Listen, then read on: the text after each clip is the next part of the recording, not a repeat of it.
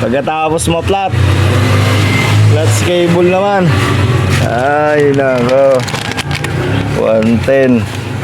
Grabe. Ganyan talaga. Lahat ayun na nga po. Sa kasamaang palad na naman, binenas na naman tayo. Palit tayo ng clutch cable. So ayan po, sa mga gustong matutong mag baklas or magkabit ng clutch cable, ayan lang po ha. Gawin nyo lang po, luwagan nyo lang po yung tornilyo. Ayan, medyo malikot yung camera.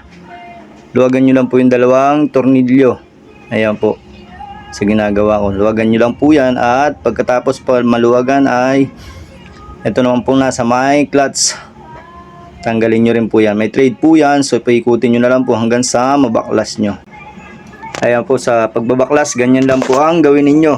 Tanggalin nyo muna yung pinaka nakakapit sa kanya. Ayun, o sa kasamang pala, di isa na lang yung kumapit sa kanya.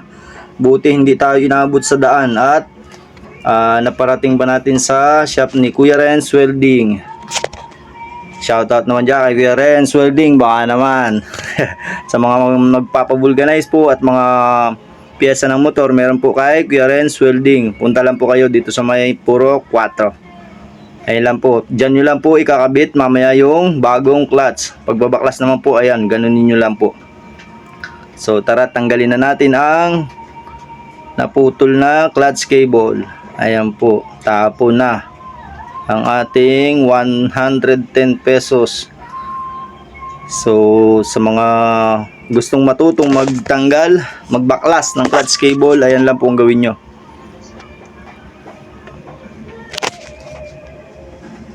Inabot tayo ng buenas ngayon, mahigit na 200 ang nagastos natin dahil lang dito sa mga bagong materyales. At ayan na nga po yung bago, so ikakabit na po natin. Panoorin nyo na lang po mabuti kung paano magkabit. Ayan po, so alsin nyo po muna yung isang tornilyo.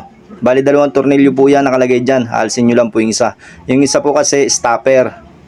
Ayan pong ginagawa ko, tinanggal ko lang po. Tapos ayan, yung isa po stopper. Ayan yung stopper nya para sa pag-a-adjust. Kung gusto nyo medyo makunat ng kaunti ang clutch nyo, ayan po ang pang-adjust natin. So ang gagawin nyo lang po, ilusot nyo lang do sa bakal. Ayan lang po, ilusot nyo lang do sa bakal. Sa balik nyo lang po kanina, ganyan lang po. O ayan po, ilulusot nyo lang po papunta doon sa loob. Ayan po. So ikakat na po yung video natin para mas mabilis tayo ng konti.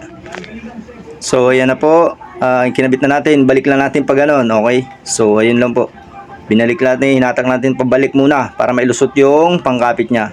So pagkatapos naman, kailangan na ilagay nyo rin po yung tornilyong isa bago nyo ikabit yan. Ayan po, ayan po, ayan po.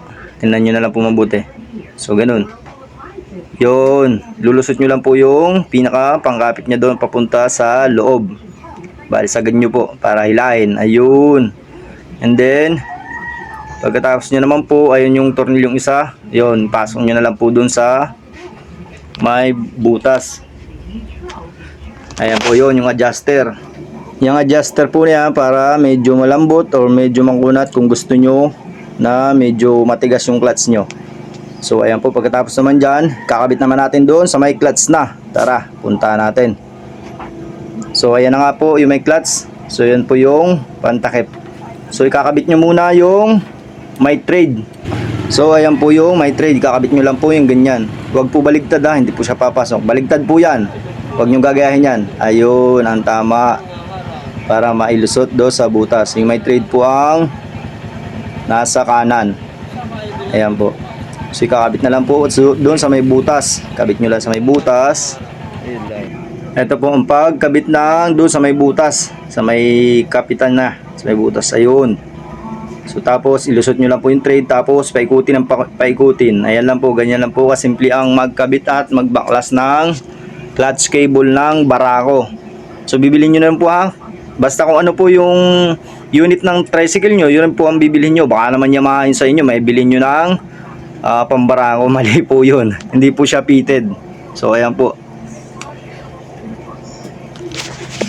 kailangan lang po ay medyo maingat kayo para hindi siya liko. Ayan po, okay na. So sa pagte-testing naman po, testingin nyo kung okay na sa inyo yung clutch nya o yung paghawak nyo ng clutch. Ayan po, tingnan nyo na lang, tinetesting ko na.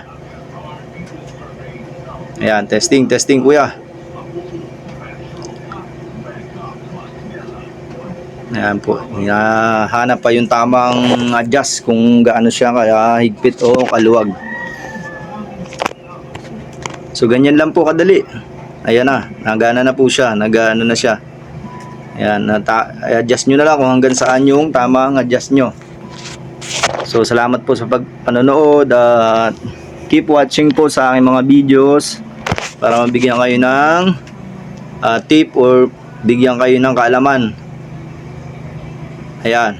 Oops, medyo maluwag pa kuya, malambot pa. So kailangan na nating adjustan pa. Ayun. Ganyan lang po. Kung hanggang saan yung gusto nyong higpit. Wala ba na?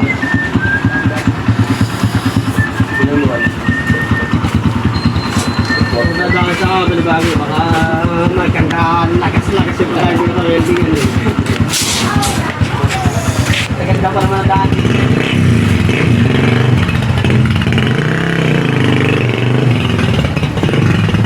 Pagkatapos ng flat, that's cable naman ang paltan. Pinalitan ko na ito na Ay, motor eh. na? Ito pinalitan. Testing.